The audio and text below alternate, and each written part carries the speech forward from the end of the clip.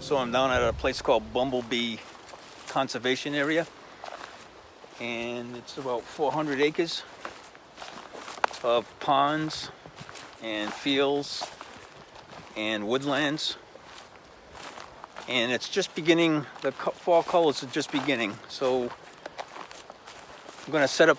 I brought my Sony a6000 again. I'm going to set up the tripod and try to see if I can isolate a subject against the background. So I think one of the hardest things for a beginner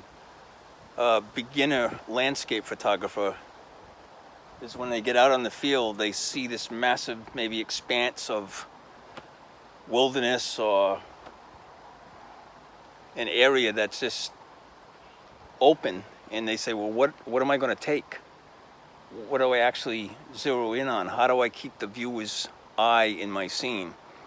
And I think one of the most important things is sometimes when you have an open space with so many things in front of you, it makes it important to try to isolate something in the scene. You might want to try to isolate something in the foreground or in the midground or the background.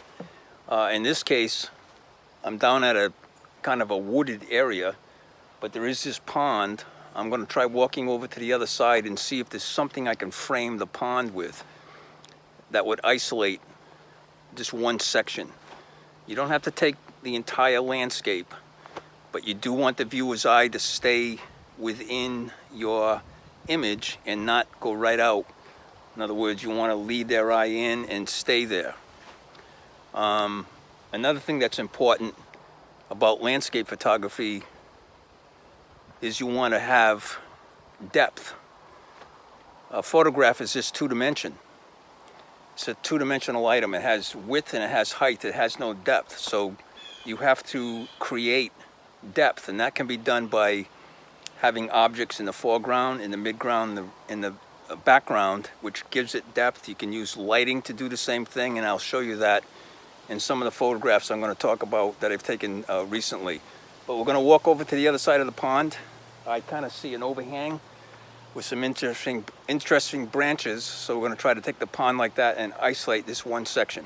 If you look behind me, you can see this nice overhang of leaves, fall leaves that are just beginning to turn. And with the water and the yellow colors on the other side of the pond, it kind of frames nicely. So I'm going to take this shot right here and go back to the studio and see what it looks like. It looks pretty good in the camera. And we've got the nice lily pads, but the framing with these leaves is what makes this shot. And it's an overcast day.